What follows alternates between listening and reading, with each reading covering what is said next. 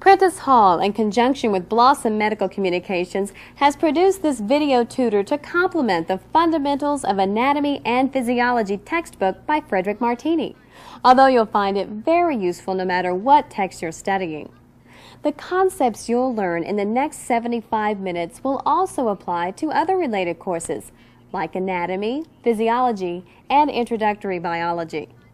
Sometimes visualizing physiological processes can be difficult.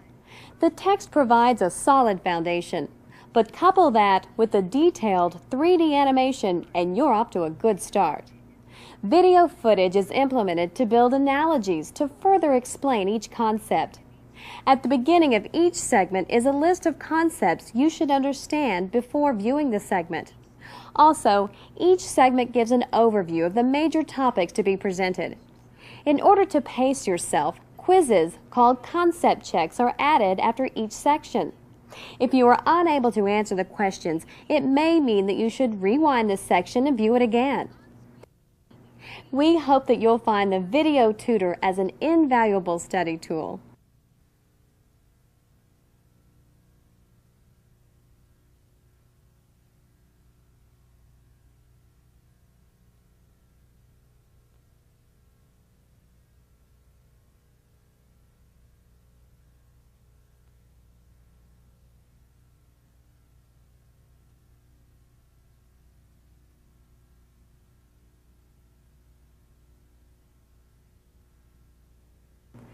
Welcome to Prentice Hall's video tutor section on protein synthesis. By now, you know that the nucleus is an information storage center and that DNA holds that information. In order to understand protein synthesis, you might think of the nucleus as the headquarters of a manufacturing complex. The information needed to produce all of the protein products of the cells is located in the nucleus, stored in the form of DNA. Outside the nucleus, in the cytoplasm, are the raw materials, the amino acids, as well as the metabolic machinery that actually builds the proteins by stringing amino acids together. DNA must remain inside the nucleus. The two questions raised then are, how is the information in DNA transferred to the cytoplasm? And how is that information then used as a blueprint for polypeptide synthesis? To begin to answer some of these questions, we will look at the molecules and processes involved in protein synthesis. First, we'll describe the information storage system of a cell, the cell's DNA. Then we'll look at transcription, the process by which the information is copied to RNA so that it can travel to the cytoplasm. Finally, we'll describe translation, where the information in RNA is used to assemble amino acids into polypeptides and proteins. Each person's hereditary information is encoded by the DNA inside their cells. Half of the DNA was inherited from the mother, and half was inherited from the father. The DNA is stored in cell nuclei. From its position in the nucleus, DNA controls cellular anatomy and physiology. This in turn determines the structure and function of the body and influences individual development and behavior. Thus, by controlling protein synthesis, DNA determines how an organism is built and how it functions. A DNA molecule consists of paired DNA strands that twist around one another to form a ladder-like structure called a double helix. Each strand is composed of a long chain of nucleotides, each of which contains a nitrogen base. Bases from one strand form hydrogen bonds with the bases in the opposite strand, forming the steps of the DNA ladder. The two DNA strands are complementary. One DNA strand, the coding strand, contains the information that specifies amino acid sequence in a polypeptide. The other DNA strand, called the template strand, is used to make the blueprint from which the polypeptide eventually will be made. There are 4 different types of nitrogenous bases in DNA: guanine, cytosine, adenine, and thymine. In RNA, thymine is replaced by a base called uracil. Because guanine can only pair with cytosine and vice versa, these two bases are said to be complementary. Likewise, thymine and adenine are complementary base pairs. DNA's information is stored in the linear sequence of its nucleotide. The fact that each nucleotide can pair with only one other type of nucleotide is important. Complementary base pairing forms the basis by which a DNA strand can be used to create an RNA molecule that retains the information of that linear sequence. Let's take a moment now for a concept check. How does DNA store information?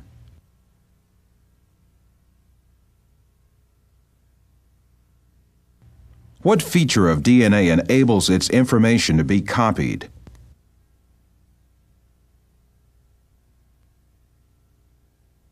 Which DNA strand specifies the amino acid sequence in a polypeptide?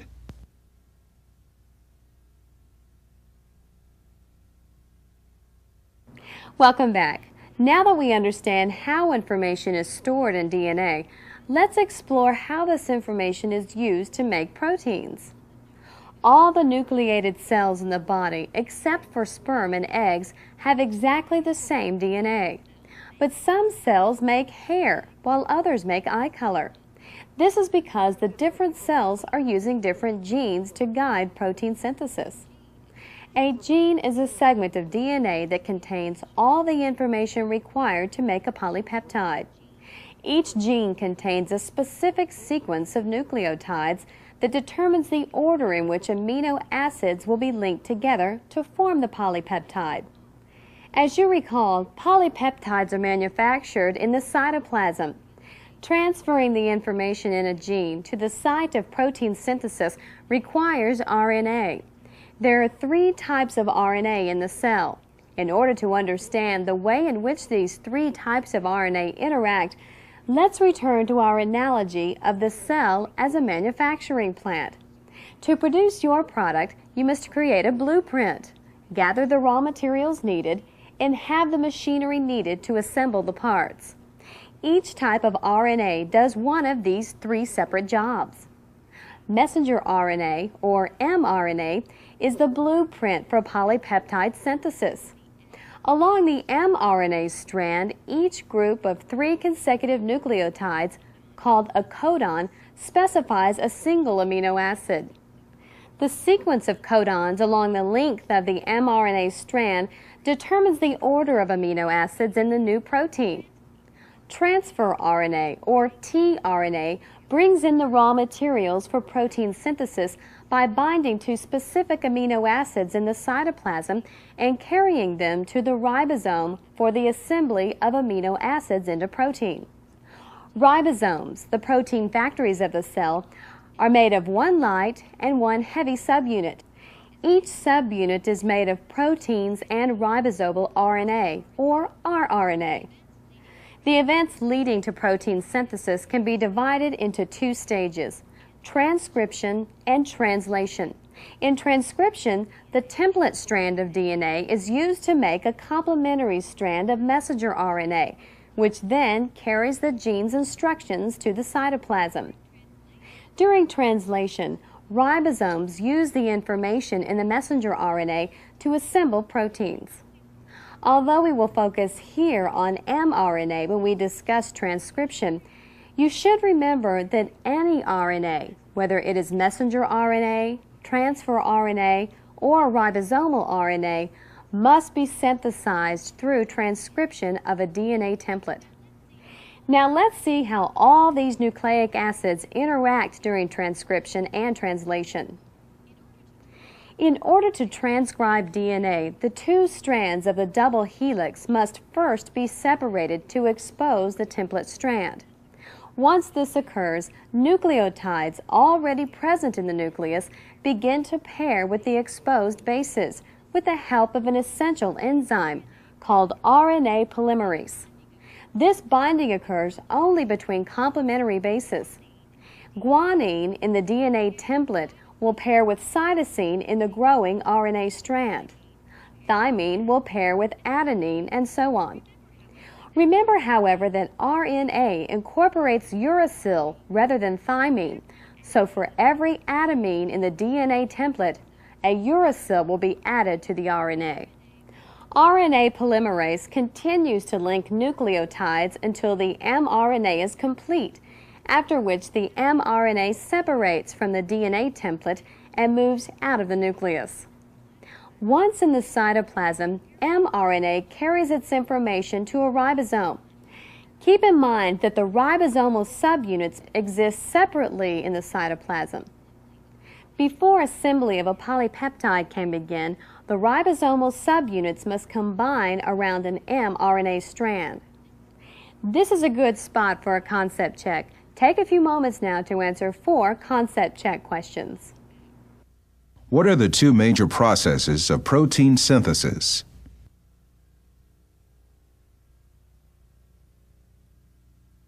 What are the 3 types of RNA?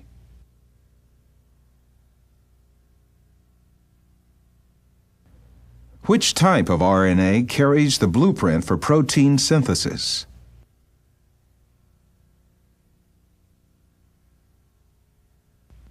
What is the function of tRNA?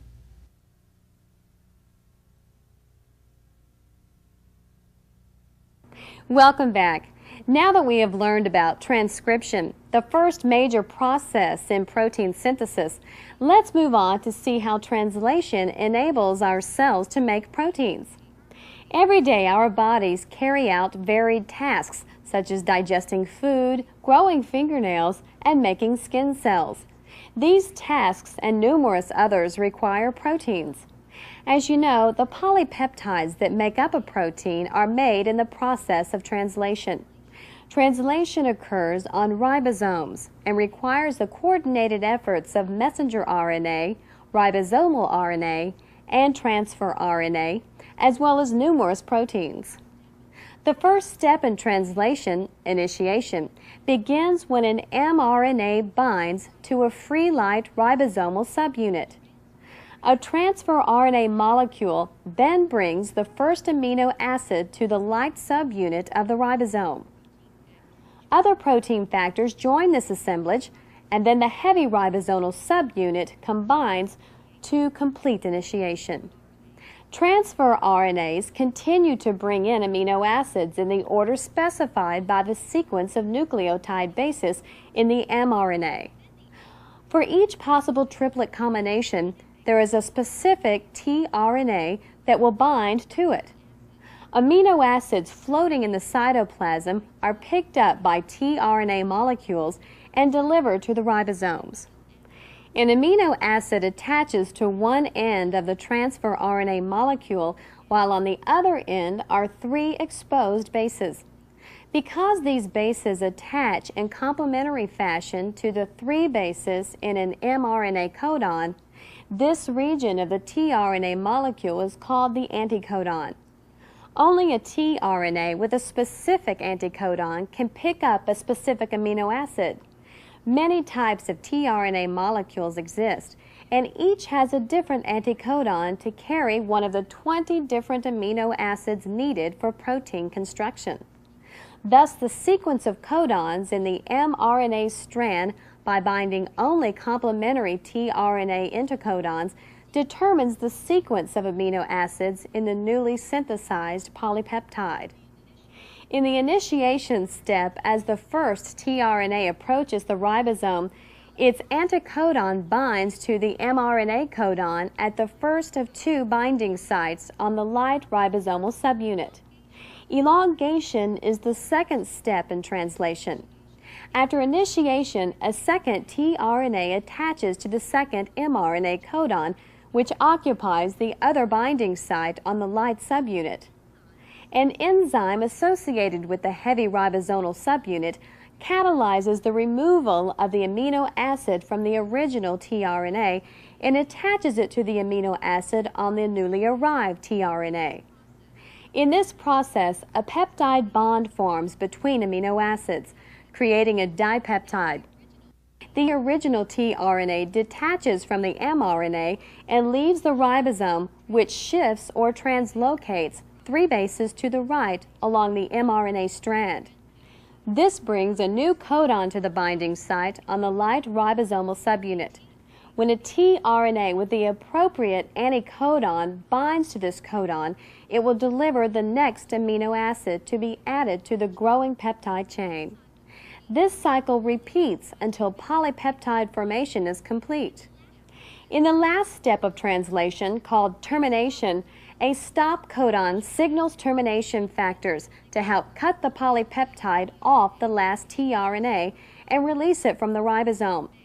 Once made, a polypeptide chain, singly or in combination with other polypeptide chains, assembles in the cytoplasm into a new protein.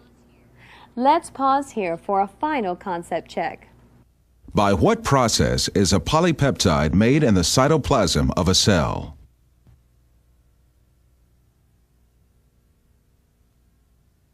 What specifies the sequence of amino acids in a growing polypeptide?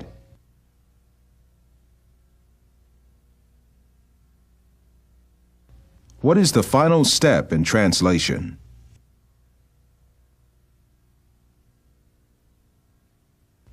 What is translocation?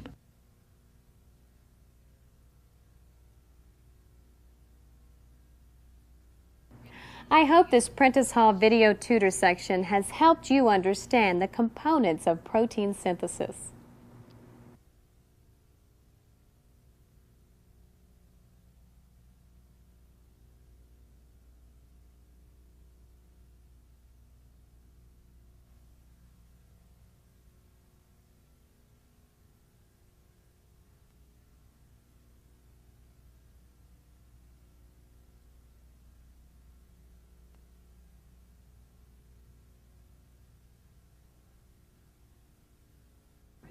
Welcome to the Prentice Hall Video Tutors segment on membrane structure and function. In this section, we explore how the cell's membrane controls what goes in or out of the cell. Cells are the structural and functional units of living organisms, whether tall and thin or wide and flat, whether transporting oxygen or absorbing nutrients. Cells share common structures. One of these is the cell membrane. To begin to understand how cell membranes function, we will first examine some basics of membrane structure. We will then discuss diffusion and osmosis and how these processes move substances across membranes. Finally, we'll take a closer look at carrier proteins, the proteins that exchange molecules across the cell membrane. Like the walls of a house or building separate the interior from the outside world, the cell membrane is a barrier that separates the contents of the cell from the external environment. Cell membranes are a mosaic of protein and lipid molecules, both of which can drift from place to place within the membrane. Most of the surface area of the membrane consists of a type of lipid called phospholipid. Each phospholipid molecule has a polar head and a nonpolar tail. The phosphate-containing head is hydrophilic, or water-loving, because its polar structure is attracted to water molecules, which are also polar. The fatty acid tail is hydrophobic, because it is nonpolar and repels water molecules. Cell membranes are phospholipid bilayers, a double-layered structure in which the hydrophilic heads of the phospholipids face outward. The middle of the membrane contains the hydrophobic tails of the phospholipids, an arrangement that shields them from contact with water molecules. Whereas membrane lipids act as a general barrier around the cell, membrane proteins have specific functions. For example, they may act as enzymes, receptors, anchors, or channels. There are 2 major populations of membrane proteins: integral proteins, which are part of the membrane structure and usually span the width of both phospholipid layers, and peripheral proteins, which are bound to the surfaces of the membrane. Understanding the basic parts of the cell membrane is important. Before we move on, let's take a moment to answer 4 concept check questions. What separates the interior of a cell from the external environment?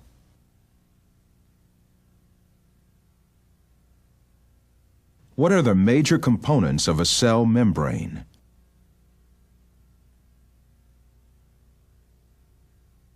Phospholipid molecules have a polar and nonpolar end. How does this affect how they interact with water?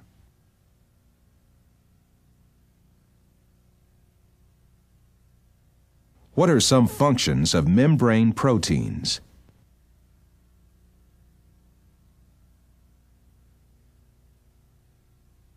Now that we know what cell membranes are made of, let's look at how they work. Like bumper cars, molecules are in constant motion, colliding, then bouncing off each other. When bumper cars collide, they scatter into less crowded areas. They spread out from an area where they are highly concentrated to an area where they are less concentrated. Diffusion is the process by which particles in a substance move from an area of relatively high concentration to an area of relatively low concentration. Although molecules move freely in a solution, they may not be able to pass through the cell membrane, which is permeable to some molecules but not others. This semi-permeability of a membrane is important to its function. But before we go further, let's continue our discussion of diffusion by defining some key terms. Solutes are particles that are dissolved in fluid. If the particles are not distributed evenly throughout the solution, the difference in the solute concentration between two areas in the solution is called the concentration gradient.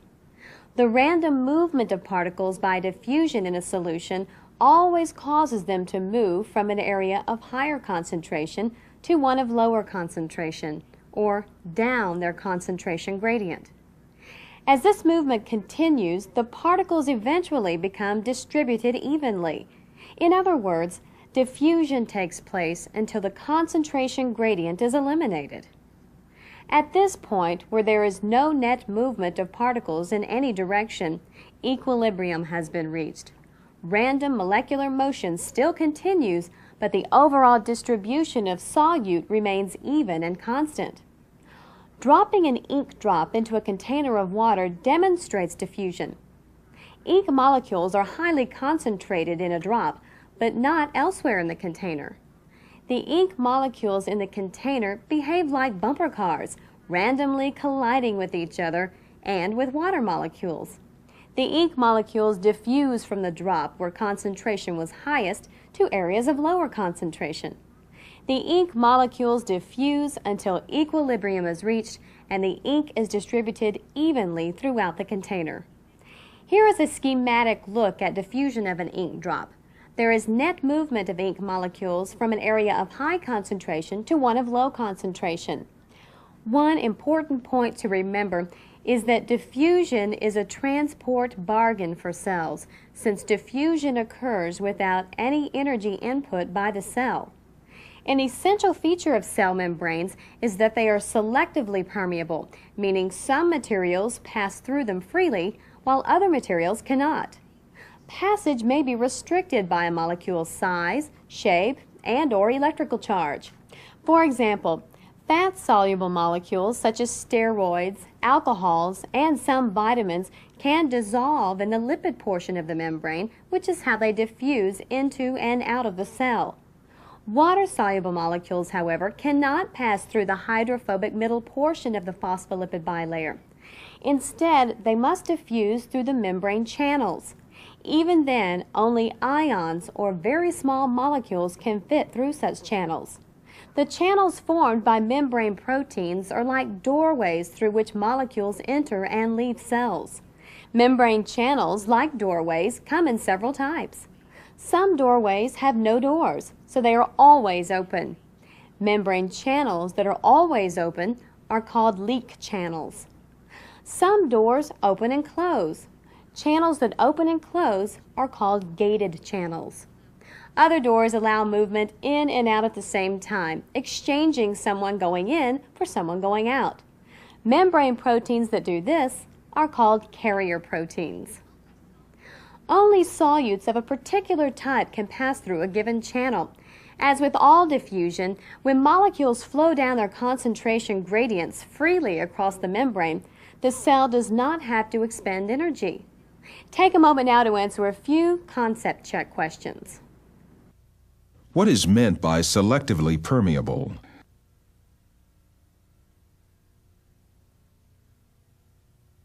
What are some determinants of whether a molecule can cross a phospholipid bilayer?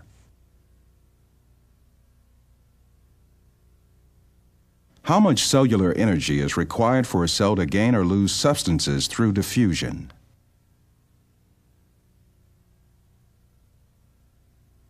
What macromolecules of a membrane form channels?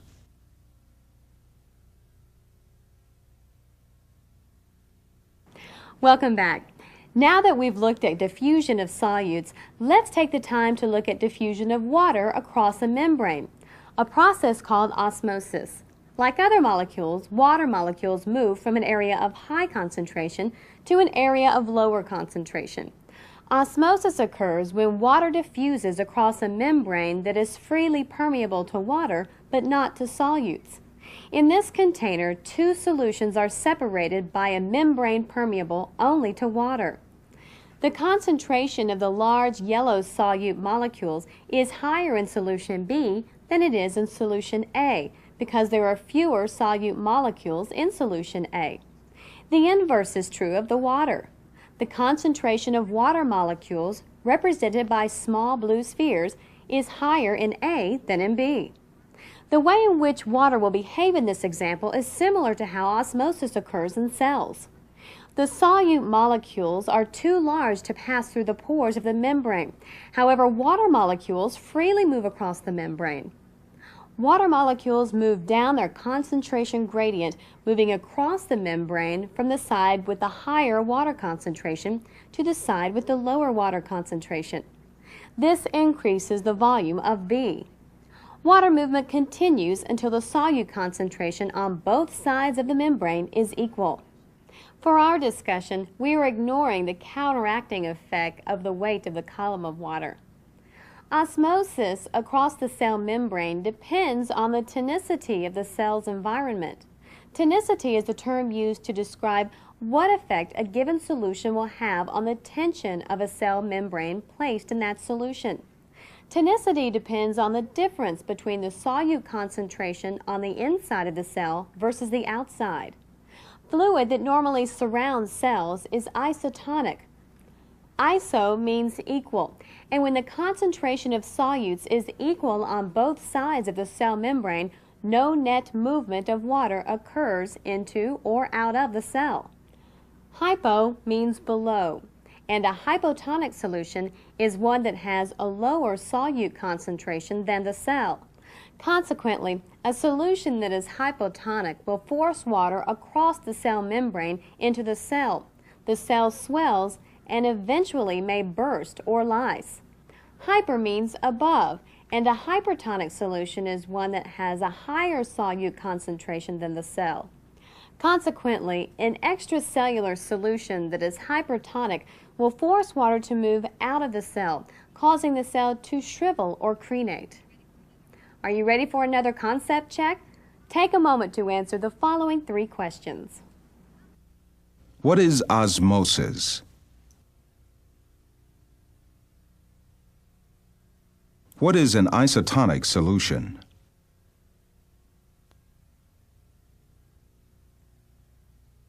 What is a hypertonic solution?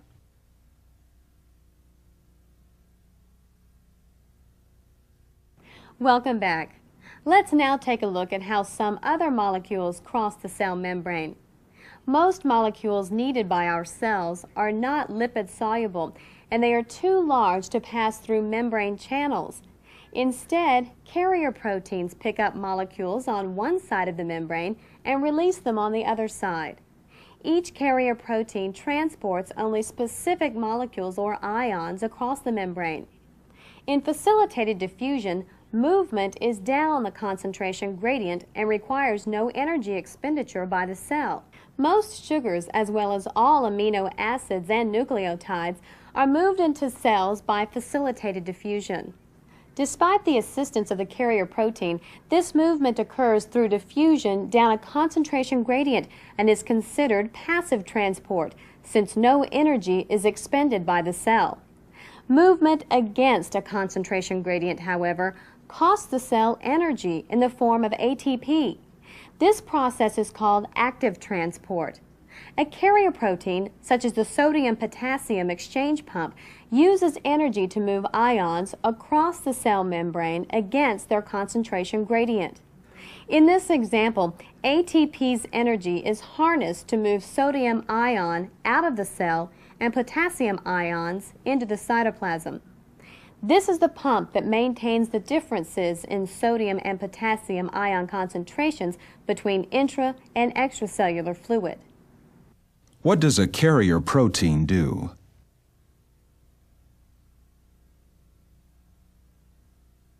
What is facilitated diffusion?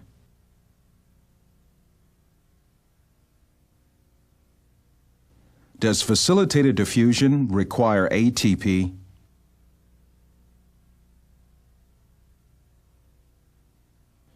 What is active transport?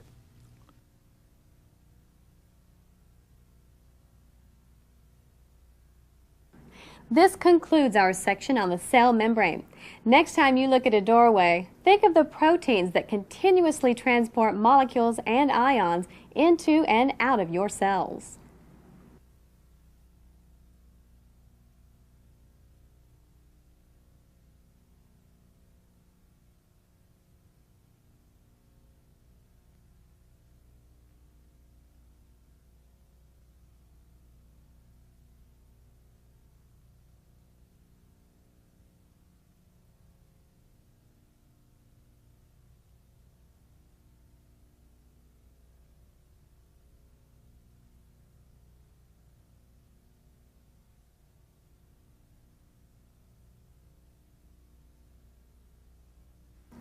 Welcome to the Prentice Hall Video Tutor section on protein-to-protein interaction in muscle contraction.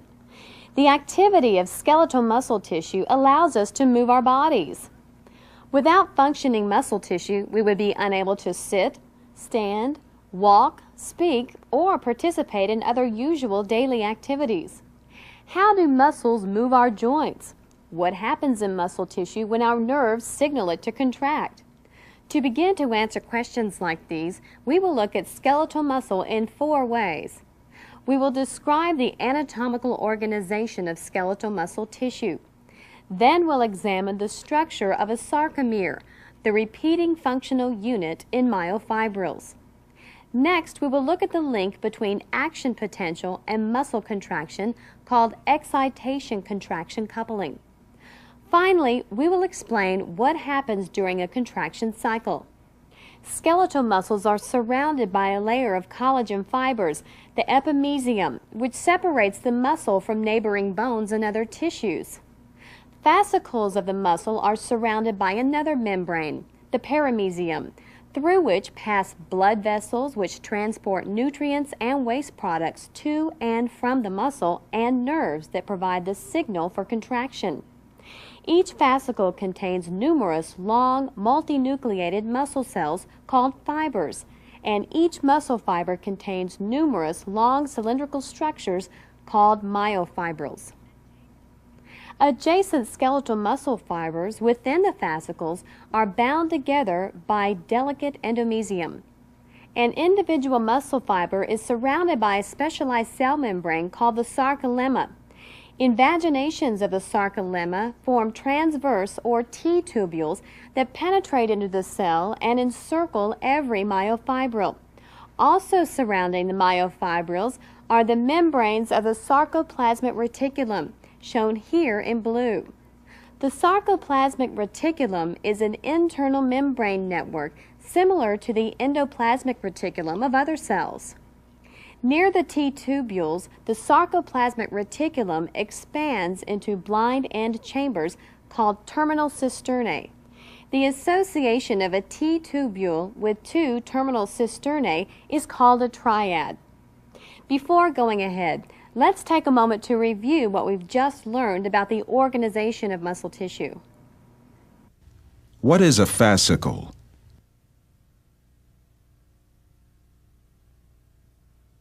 What is the epimysium?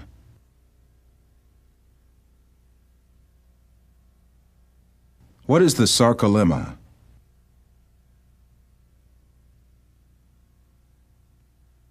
Terminal cisternae are part of what structure?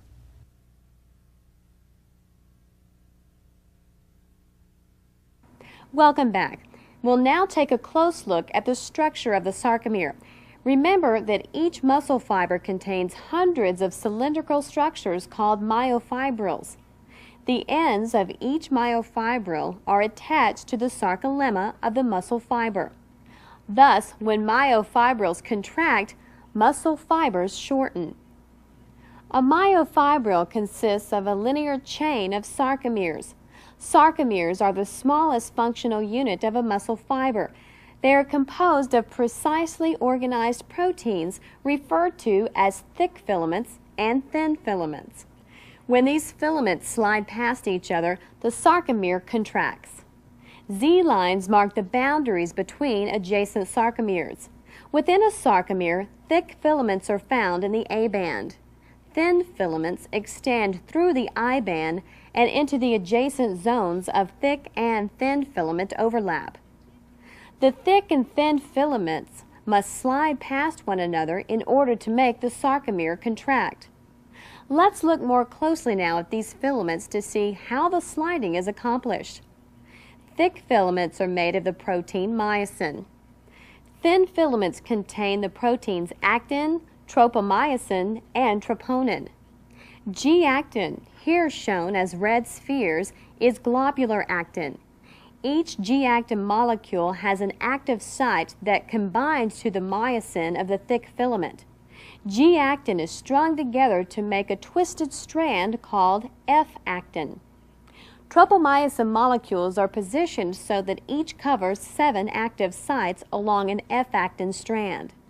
The position of tropomyosin in a resting muscle fiber prevents interactions between proteins of the thick and thin filaments. Midway along the length of each tropomyosin molecule is a molecule of troponin. Troponin has 3 globular subunits. One subunit attaches the troponin to tropomyosin. A second subunit binds to G-actin and holds the troponin-tropomyosin complex in position on the actin filament. The third subunit binds calcium ions. When the intracellular calcium level is low, the calcium binding site is empty. Tropomyosin molecules cover the myosin binding site on actin, and the muscle is at rest. When the intracellular calcium level rises, the calcium ions bind to troponin, causing a change in the position of the troponin-tropomyosin complex so that the active sites along the F-actin strand are exposed. Thick filaments are made of bundles of myosin molecules. Each myosin molecule has a double-stranded tail and 2 globular heads. In a thick filament, the myosin molecules line up so that the tails point toward the center of the sarcomere and the heads project outward toward the thin filament. The heads are arranged in spirals along the length of the thick filament. The myosin heads use energy from ATP hydrolysis to cock themselves into position to bind with actin. Knowing these structures of the thick and thin filaments will be important as we see how sarcomeres contract. Take a moment now for a quick concept check. What proteins are found in a thin filament?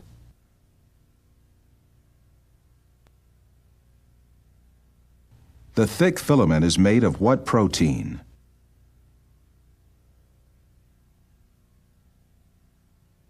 Which molecule in the thin filament covers the sites that bind myosin?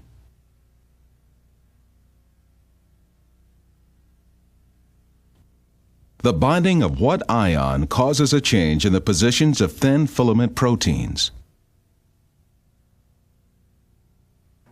Welcome back. Now we're going to look at the steps that lead from an action potential in the nerve to a muscle contraction. You might think of an action potential as the trigger for muscle fiber contraction. But how does this trigger work in muscle tissue? A motor neuron and the muscle fibers it activates are called a motor unit. In a motor unit, the neuron communicates with muscle fibers at neuromuscular junctions. When an action potential reaches the synaptic terminal at a neuromuscular junction, a chemical signal is released.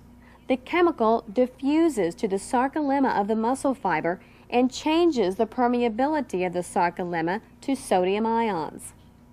The rush of sodium ions across the sarcolemma triggers the formation of an action potential that sweeps across the sarcolemmal surface. The action potential travels along the membrane of the transverse tubules. Its passage triggers the release of calcium ions from the terminal cisternae. The released calcium ions are bound by troponin. When this occurs, the troponin-tropomyosin complex changes shape. Now, the newly exposed active sites of the thin filament can interact with the myosin heads that project outward from the thick filaments. The myosin heads bind to the exposed active sites, forming cross bridges that link the thick and thin filaments. We'll look more closely at how the cross bridges form and cause the filaments to slide. But first, let's have another concept check. What is a motor unit?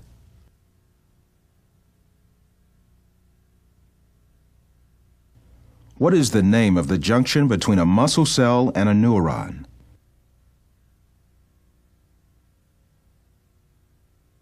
Which sarcomere protein binds calcium ions?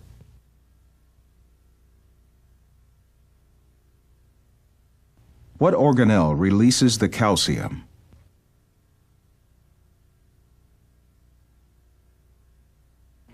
Welcome back. Let's see what happens now that the myosin heads have bound to the actin filaments. The cross bridges that form between thick and thin filaments must go through cycles of attachment and detachment so that the filaments smoothly slide past one another. Once binding occurs, the myosin head pivots, pulling the thin filament toward the center of the sarcomere. After pivoting, the myosin head binds a new ATP molecule, breaking the link between the thin and thick filaments. The ATP is hydrolyzed and the myosin head is cocked back into position to form new cross bridges with actin and begin another contraction cycle. The cross bridge formation is similar to the work your hands would do in pulling up an anchor. Cross bridge formation can continue for as long as calcium ions and ATP are present. The repeated pivoting cycles slide the thin filaments toward the center of the sarcomere, shortening the sarcomere and contracting the muscle. Remember, all the sarcomeres shorten together so the ends in each myofibril move closer together. You might compare this to what you see when an accordion is compressed. The outfolds correspond to Z-lines of adjacent sarcomeres. Just like the outfolds in this compressed accordion, the Z-lines move closer together during the contraction. After the contraction, there follows some passive expansion that returns the muscle fiber toward its resting state. What molecule provides the energy for muscle contraction?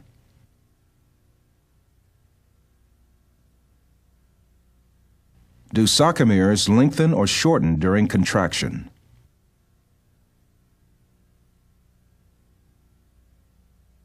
During contraction, how does the amount of overlap between thick and thin filaments change?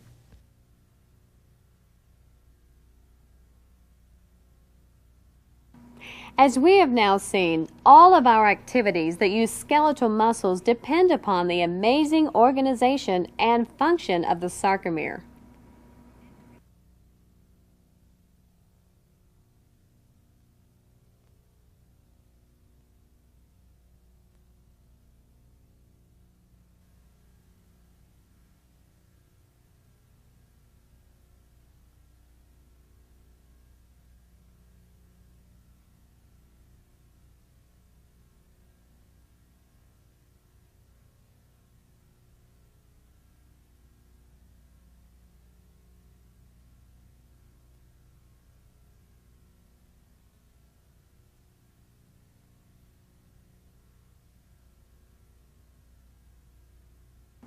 Welcome to the Neurophysiology section of the Prentice Hall Video Tutor Series.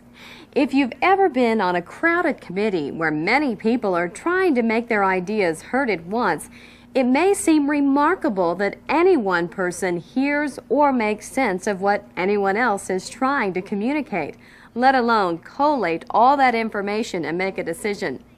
If you think that's impressive, imagine a situation in the brain where a single neuron may communicate continuously with thousands of other neurons.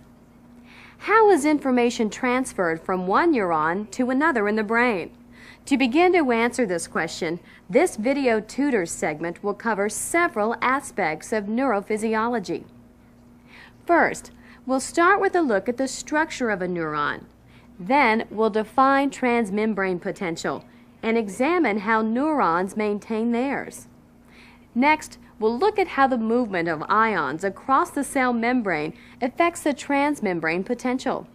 Finally, we'll examine an action potential.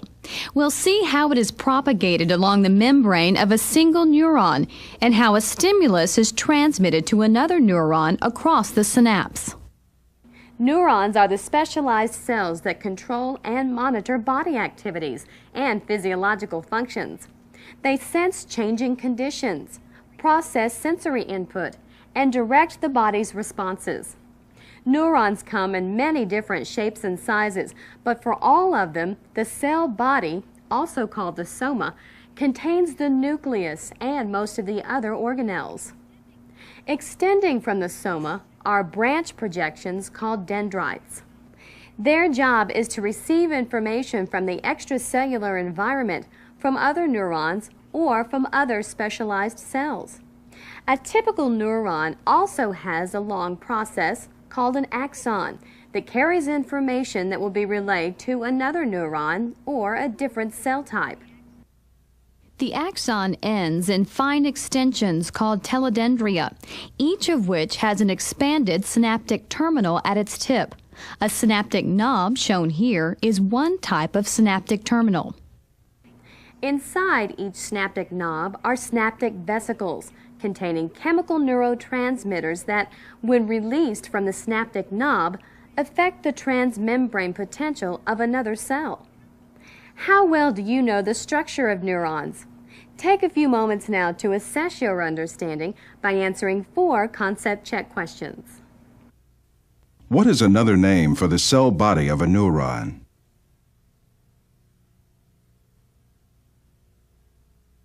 What cytoplasmic projection carries information toward another cell?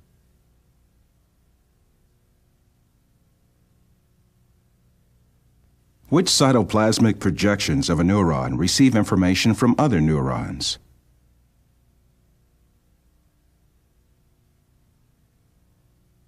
In what structure are neurotransmitter molecules stored in the synaptic knob?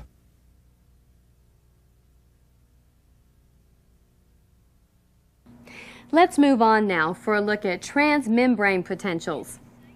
Intracellular and extracellular fluids have different ion compositions. Extracellular fluid has relatively high concentrations of sodium ions, which are positively charged, and chlorine ions, which are negatively charged. In contrast, an intracellular fluid, the most abundant positively charged ion is potassium, and most of the negative charges are carried by proteins. The negatively charged proteins cannot pass through the cell membrane, so we can think of these negative charges as trapped inside the cell. Both sodium and potassium ions, however, can pass through leak channels in response to the passive force of gradients. There are 2 gradients that exist across the membrane. A chemical gradient that causes the ions to diffuse to areas of lower concentration, and an electrical gradient, which causes ions of like charge to move away from each other, and ions of opposite charge to move towards each other. Let's first look at how these forces affect the movement of potassium. Potassium ions respond to both electrical and chemical forces. Although the electrical force opposes movement out of the cell to some extent, The chemical force is strong enough that potassium ions move down their concentration gradient and diffuse out of the cell through leak channels in the membrane. When these positive charges leave the cell, the interior of the cell membrane is left with an excess of negative charges. The charges carried by the intracellular proteins. Thus, the inside of the cell membrane is negatively charged compared with the outside. Sodium ions slowly leak into the cell.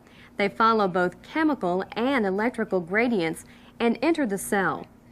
The difference in positive and negative ion distribution across the cell membrane creates a polarization that can be measured as a transmembrane potential. The transmembrane potential of a resting cell is about -70 millivolts. Any shift in the transmembrane potential away from resting levels towards 0 millivolts or above is called depolarization.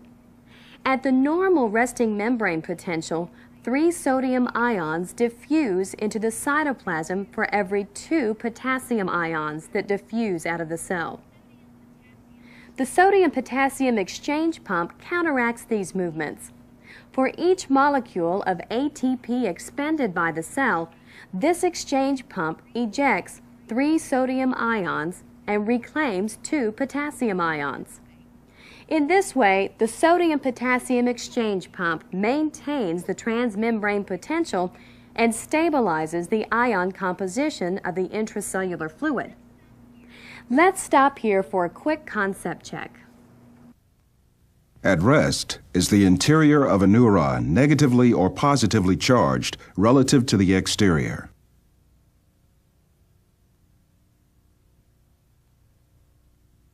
What is depolarization?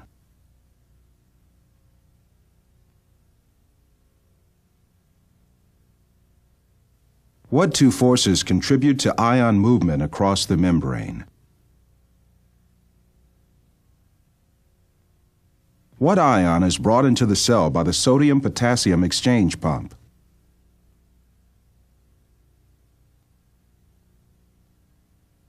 Let's now take a look at how depolarization leads to an action potential.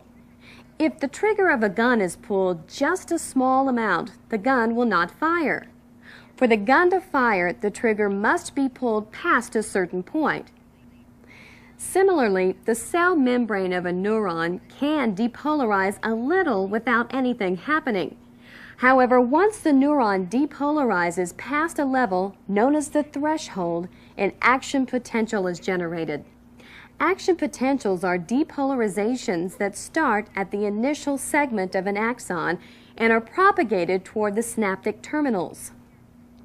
They are called all or none events, because either an action potential is triggered or it is not. There is no in-between state. Prior to an action potential, the neuron is at rest with a membrane potential of -70 millivolts. Now, if a stimulus depolarizes the cell to threshold, which is about -60 to -55 millivolts, voltage-regulated sodium channels in the membrane open.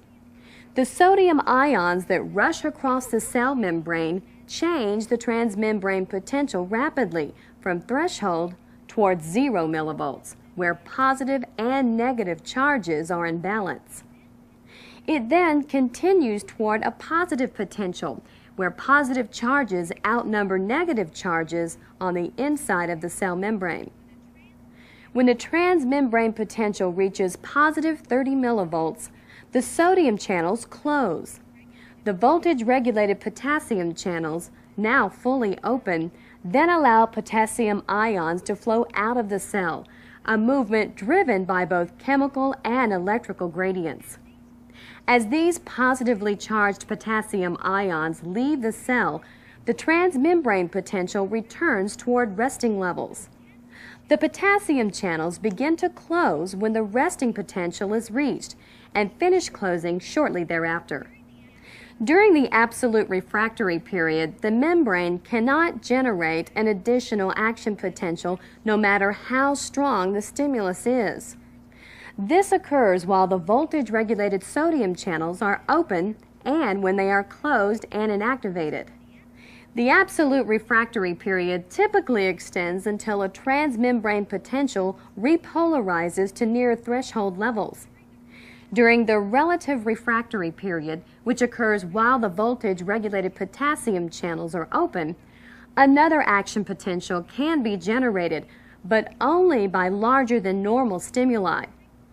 Let's take a moment here for another concept check. What is meant by all or none event?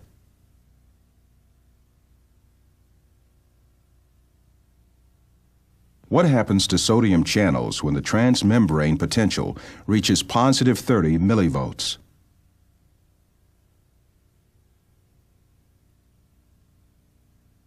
What is absolute refractory period?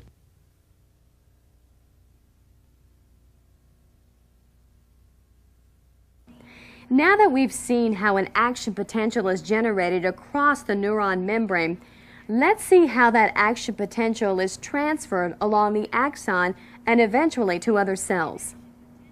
An action potential can travel in one of two ways, either as a series of many small steps or in a series of a few leaps. When an action potential in an axon spreads to a neighboring region of its membrane by a series of small steps, the process is called continuous propagation. When it propagates by jumping from one site to another along the axon, the process is called saltatory propagation. Saltatory propagation occurs along axons that have myelin sheaths. In the peripheral nervous system, these myelin sheaths are formed by Schwann cells. The myelin acts as an electrical insulator, allowing ions to move across the cell membrane only at the gaps or nodes between adjacent Schwann cells. Therefore, action potentials rapidly travel from node to node. Once the action potential has traveled down the axon, its message must be passed on to the next cell. A neuron relays information to another neuron at a synapse. The neuron transmitting the information is called the presynaptic neuron, and the neuron receiving the information is the postsynaptic neuron. Let's look at what happens at a cholinergic synapse, one of the most common types of synapses.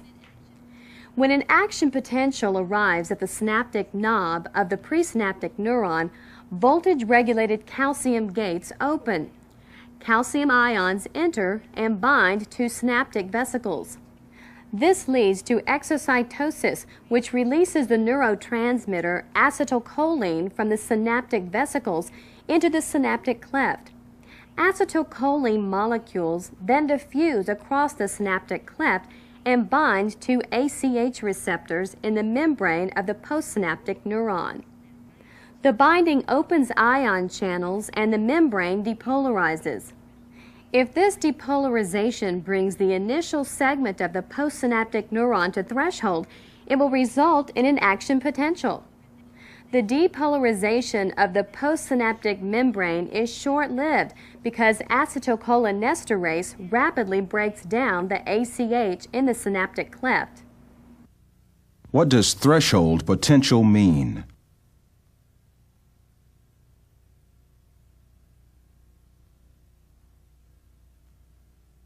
What is a synapse?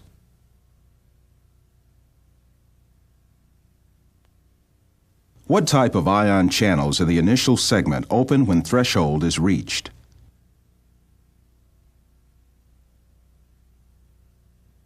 What happens during repolarization?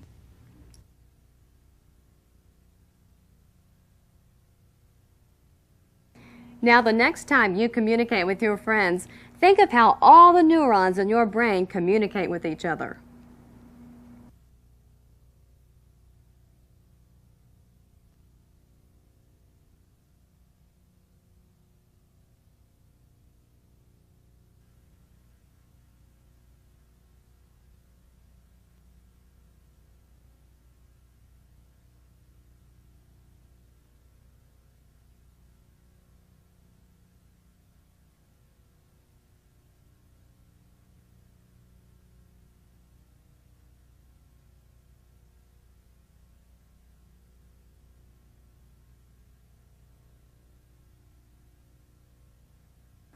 Welcome to the Prentice Hall Video Tutor section on vision. Our sensory receptors tell us about the world around us. The most complex sensory receptor, our eyes, detect light and give us detailed images of our surroundings. Have you ever wondered how our eyes detect light? And how can we see both near and far? What are the functions of the colored part of the eye? In this video tutor, we will begin to answer these questions. First, we will look at the accessory structures of the eye. Then we will examine the path that light travels through the eye. And finally, we'll examine the retina and the special cells that detect light, the photoreceptors. Our eyes are protected, lubricated, and supported by accessory structures. The most obvious of these are the eyelids. By closing, eyelids protect the surface of the eye, keeping it both lubricated and free of debris. Also, the eyelids have glands that secrete oily substances, which further protect the eye. Another accessory structure is the conjunctiva. This delicate mucous membrane lines both the inside of the eyelids and the anterior surface of the eye. The conjunctiva are kept moist and clean by tears produced by the lacrimal gland. The lacrimal gland is located in the eye socket, or orbit, just superior and lateral to the eye. Also located outside the eye, but not considered accessory structures, are the 6 extrinsic muscles of the eye. Together, these muscles control the position of the eye in its orbit. Before we go on, let's take a moment for a concept check. What structures physically protect the anterior surface of the eye? What controls the position of the eye?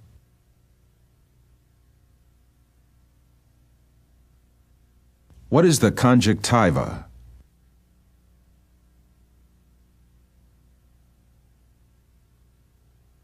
What structure produces tears?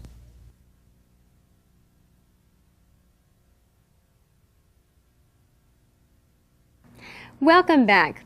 We'll now take a look at the structure of the eye itself and follow the path of a light ray as it enters the eye. Much as light travels through the lens of a camera and is focused onto film, light traveling through your eye is focused onto the retina.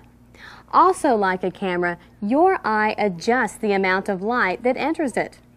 The opening through which light enters the eye is called the pupil, and the structure that controls the diameter of this opening, thereby adjusting the amount of light that enters, is the iris.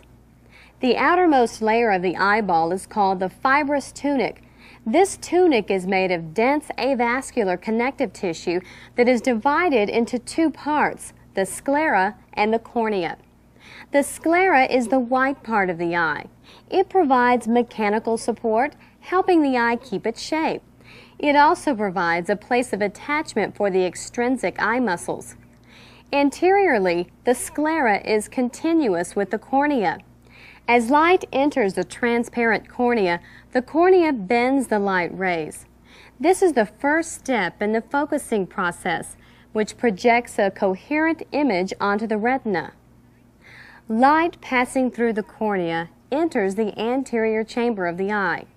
This chamber is filled with aqueous humor, a clear fluid that is similar in composition to cerebral spinal fluid. At the posterior boundary of the anterior chamber lies the iris. The iris is the part of the eye that determines eye color, and its 2 smooth muscles are what control the diameter of the pupil. Light passes through the pupil to enter the posterior chamber, another chamber filled with aqueous humor. The iris attaches to the ciliary body, a thick ring containing smooth muscle tissue of the ciliary muscles. As we will see in a few moments, the ciliary muscles control the focusing power of the lens. The other function of the ciliary body is the production of aqueous humor. The iris and ciliary body are 2 parts of the middle layer of the eye called the vascular tunic, or the uvea. The third part of the uvea also includes the choroid, a highly vascular and deeply pigmented layer of the eye. The capillary networks in the choroid provide nutrients to all three layers of the eye. Light leaves the posterior chamber by passing through the lens, a transparent structure that ultimately functions to focus light on the retina. The lens is made of precisely organized layers of cells. It is covered by an elastic fibrous capsule. Suspensory ligaments connect the lens at its periphery to the ciliary body. To focus light from a distant object, the ciliary muscles relax. This increases tension on the suspensory ligaments and flattens the lens. To accommodate for a near object, the ciliary muscles contract, thereby decreasing tension in the suspensory ligaments and allowing the lens to spring back into a more rounded shape. After light passes through the lens, it enters the largest chamber of the eye, the posterior cavity, or vitreous cavity. It is filled with a transparent, jelly-like vitreous humor, which has two functions: to help maintain the shape of the eye and to keep the retina in contact with the choroid. Before we examine the retina more closely, take a moment to assess your understanding of the concepts just discussed. Where is the posterior chamber, and what fluid does it contain?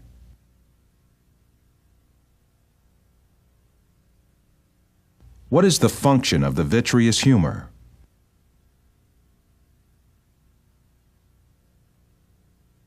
What are the functions of the ciliary body?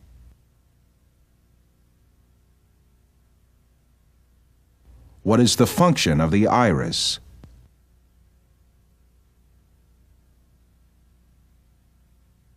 Now we're going to take a closer look at the retina. Light traveling through the vitreous humor is focused onto the retina, the innermost layer of the eye. The retina has an interneural layer, which contains photoreceptor cells, and an outer pigment layer, which absorbs the light that has passed through the neural layer. The neural layer of the retina contains two types of photoreceptors: rods, which detect dim light, and cones, which require bright light and provide color vision. Rods and cones are distributed unevenly throughout the retina, with rods predominating in the periphery of the retina. In the posterior portion of the retina, where the light is most focused, there is a region called the macula lutea, which contains only cones. In the center of the macula lutea is a depressed spot called the fovea, where the concentration of the cones is the highest. When you look directly at an object, its image falls on the fovea of your retina. When photopigment molecules inside a rod or cone absorb light, the shape of the pigment molecule changes. This shape change triggers a series of events that alter the activity in other layers of the neuroretina. Ganglion cells, which monitor the activities of photoreceptors, send the newly gathered information to the brain. The axons of these cells form the optic nerve of each eye. Because no photoreceptors lie in the region where the optic nerve leads the retina, light striking this area goes undetected. This region, the optic disc, is also known as the blind spot. Let's pause now for a concept check. What are the two types of photoreceptors?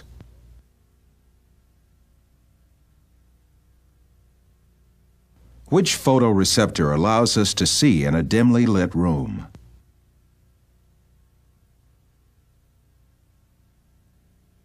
In what region of the retina are photoreceptors for color vision, cones, most highly concentrated?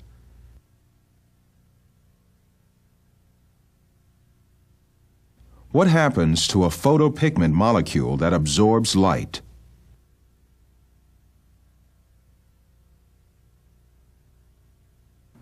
I hope this video tutor section on vision has helped you understand the structures of the eye.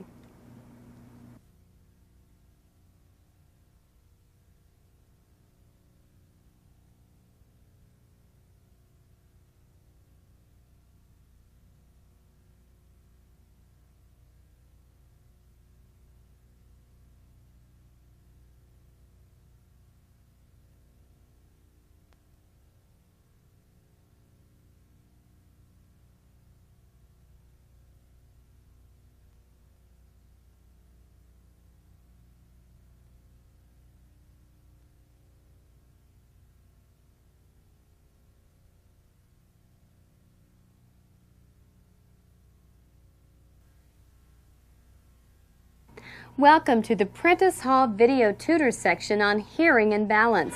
In the temporal bones of our skulls, receptors detect sound waves with a variety of pitch and loudness. Also housed in our temporal bones are the receptor complexes that help us maintain our equilibrium. They monitor gravity, acceleration, and rotation.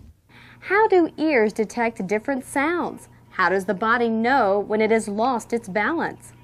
How do we stay balanced in the first place? To begin to answer some of these questions, we will look at an overview of hearing and balance. First, we will examine the anatomy of the ear. Then we'll take a closer look at the receptor complexes of the inner ear.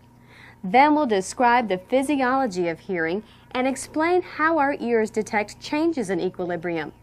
The human ear is divided into 3 compartments: the external ear, middle ear, and inner ear.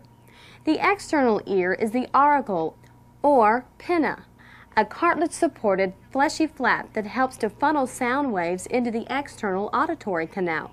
Sound waves travel down this canal to the tympanic membrane, a thin sheet of connective tissue also known as the eardrum. When sound waves strike the tympanic membrane, it vibrates. The mechanical energy of the sound waves is converted into the mechanical energy of eardrum vibration. On the other side of the tympanic membrane lies the middle ear, or tympanic cavity. This is an air-filled mucosa-lined cavity which lies within the petrous portion of the temporal bone. The middle ear is flanked laterally by the eardrum and medially by a bony wall with 2 membrane-covered openings, the oval window and the round window. Running from the middle ear to the nasal pharynx is the eustachian or pharyngotympanic tube. The tube allows air pressure in the middle ear to equalize with air pressure in the atmosphere. Medial to the middle ear is the inner ear, which contains the spiral-shaped cochlea, where sound waves are transduced into neural signals, and the vestibular complex, which contains the receptors for our sense of equilibrium. These sensory organs of the inner ear lie within the so-called membranous labyrinth, which is visible here as a blue tube within the cochlea. Surrounding and protecting the membranous labyrinth is the bony labyrinth. Note that within the cochlea, the membranous labyrinth is known as the cochlear duct, and the bony labyrinth is known as the bony cochlea. Between the bony and membranous labyrinths flows the perilymph. Within the membranous labyrinth is fluid called endolymph. What is the purpose of the eustachian or pharyngotympanic tube?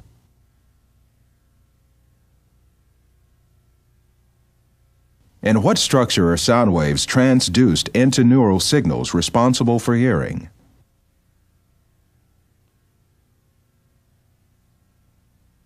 What is another name for the membranous labyrinth portion of the cochlea?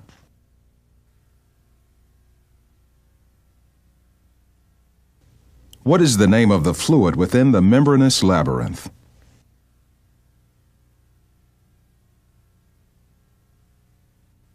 Welcome back.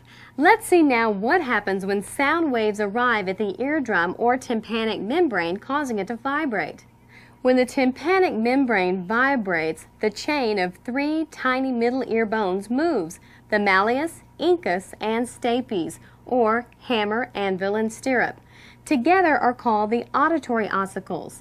The arrangement of these bones forms a lever system that amplifies the energy of the sound waves before it reaches the cochlea. Notice that the stapes fits into the membrane-covered oval window at the base of the cochlea, here shown in orange.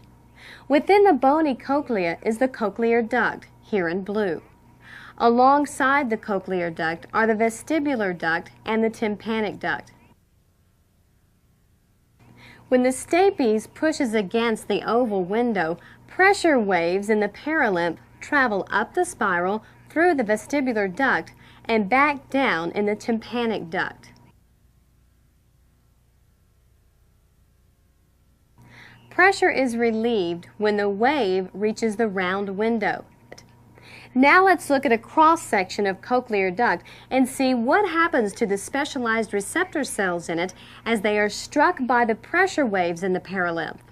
The blue endolymph-filled cochlear duct now appears as the central triangular section.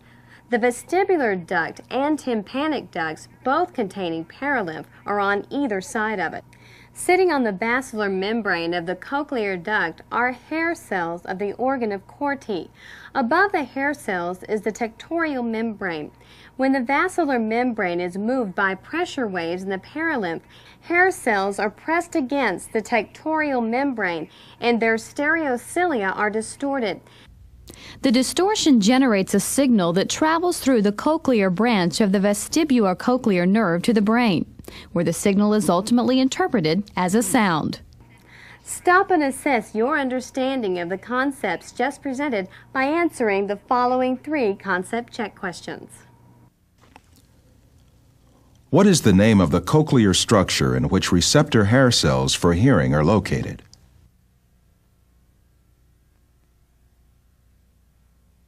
Where are the auditory ossicles?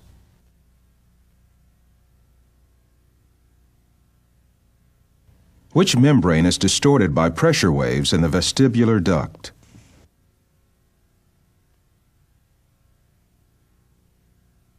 Welcome back. Let's move on to take a look at the other sensory organs in the inner ear. In addition to the cochlea, the inner ear houses 2 other organs that help us detect and maintain our position in space. We'll now look at these. The central egg-shaped cavity is the vestibule, which contains a pair of membranous sacs, the saccule and the utricle. Inside the utricle and saccule are hair cells similar to those in the organ of Corti. The hair cells are clustered in the macula, where their processes are embedded in a gelatinous mass and lie under a thin layer of crystals called otoliths. When the head tilts, gravity moves the crystal mass and distorts the stereocilia of the hair cells. This is how the saccule and utricle provide information about position with respect to gravity. Behind the vestibule is the third portion of the bony labyrinth, the semicircular canals, here shown in purple. The canals project from the posterior region of the vestibule in 3 spatial planes. Each canal contains a membranous semicircular duct, here shown in pink, where angular momentum is sensed. At the base of each duct is an expansion called the ampulla. Within the ampulla, long stereocilia of hair cells are embedded in the cupula, which sticks out into the endolymph. When your head moves, the endolymph moves the cupula and stimulates the stereocilia. Let's pause here so you can use the next 4 concept check questions to assess your understanding of how the inner ear helps us maintain our equilibrium. In which sacs in the vestibule of the labyrinth is gravity detected?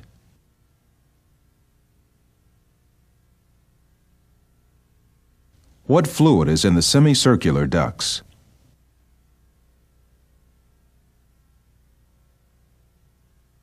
What is the role of otoliths?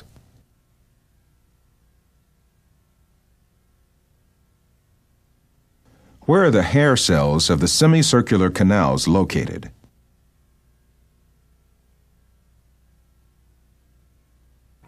I hope that this Prentice Hall video tutor section on hearing and balance has helped you to understand how the sensory organs of the ear accomplish their complex jobs.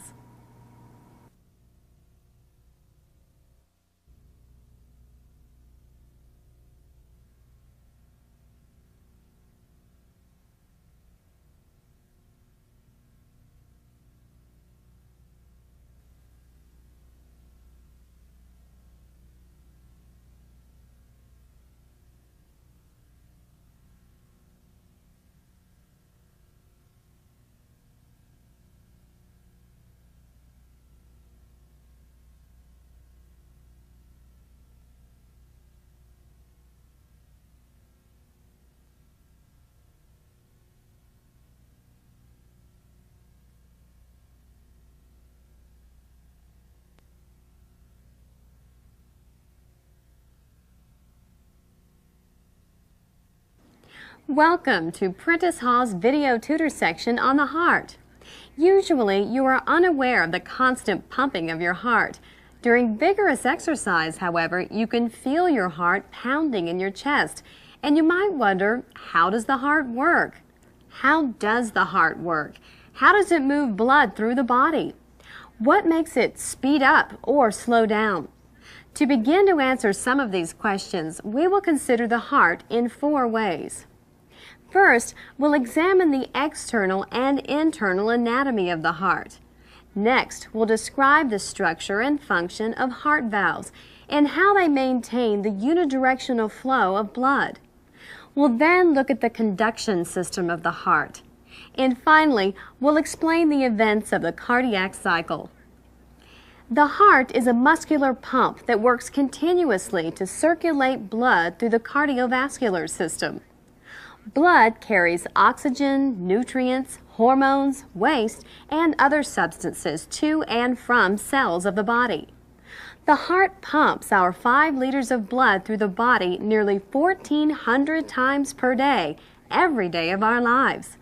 The human heart is divided into 4 chambers, 2 upper chambers, called the atria, and 2 lower chambers, the ventricles. Near the base of the heart, blood vessels connect to each chamber.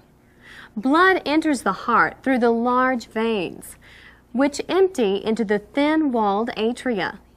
Blood leaves the ventricles in large arteries, which carry blood away from the heart. You can think of the heart as 2 separate pumps operating side by side within one organ. A thin interatrial septum separates the 2 atria, and a thick interventricular septum separates the 2 ventricles. On the right side, blood enters the right atrium, then travels to the right ventricle. The right ventricle then pumps the blood through the pulmonary circuit and back into the left side of the heart. On the left side, blood enters the left atrium, then travels to the left ventricle. The left ventricle then pumps the blood through the systemic circuit and back into the right side of the heart. When the heart beats, it propels blood simultaneously through these 2 circuits. In this design, blood flow is unidirectional. That is, it flows in one direction only, first through one circuit, then through the next, and back again to the first. Before going ahead, take a moment now to assess your understanding of heart anatomy by answering the following 4 concept check questions. What is the function of the heart?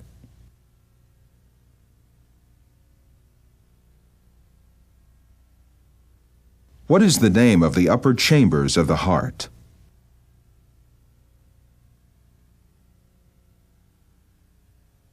What vessels are attached to these chambers?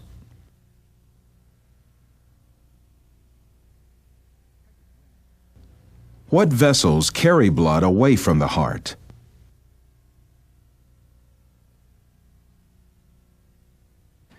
Welcome back. Let's move on to our next topic, heart valves. Some heart functions can be assessed from the outside of the body.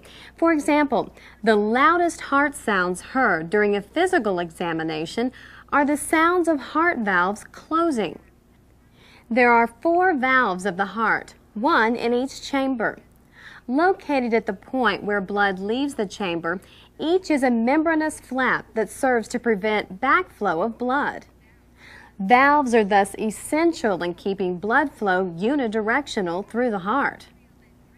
Atrioventricular or AV valves are located between the atria and the ventricles and prevent backward flow of blood from the ventricles into the atria.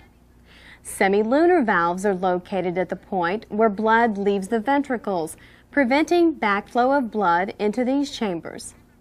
On the right side of the heart, a semilunar valve separates the right ventricle from the pulmonary trunk. And on the left side, a semilunar valve separates the left ventricle and the aorta. Now let's examine the path of the blood as it moves through the heart during a single cardiac cycle. We'll discuss the cardiac cycle in more detail later in this segment. For now, just remember that the cardiac cycle is a sequence of heart movements that occur in the course of a single heartbeat.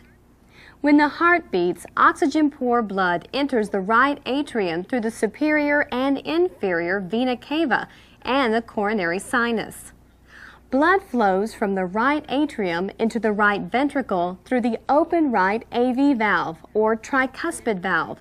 As the right ventricle fills, 70% flow is passive through the relaxed right atrium.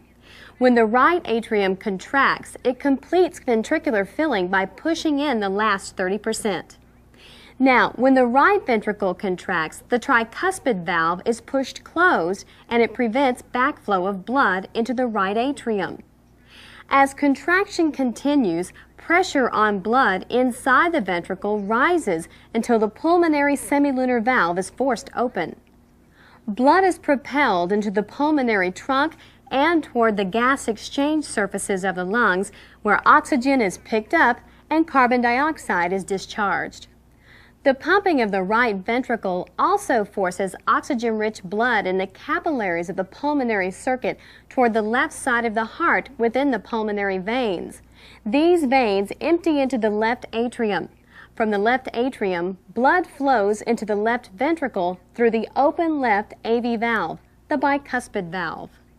As on the right side of the heart, 70% of the blood flow into the left ventricle occurs while the left atrium is relaxed. Atrial contraction provides the remaining 30%. Then, as the left ventricle contracts, the bicuspid valve swings shut, preventing backflow into the left atrium. As the contraction continues, ventricular pressure rises until the aortic semilunar valve is forced open and blood rushes into the systemic circuit. After traveling to tissue capillaries, blood will return to the right atrium and begin the cycle anew. Because more work is required to push blood through the systemic circuit than through the pulmonary circuit, the muscular wall, or myocardium of the left ventricle, is thicker than that of the right. This is a good spot for a concept check. Take a few moments to quiz yourself. What are the two circuits for blood flow from the heart?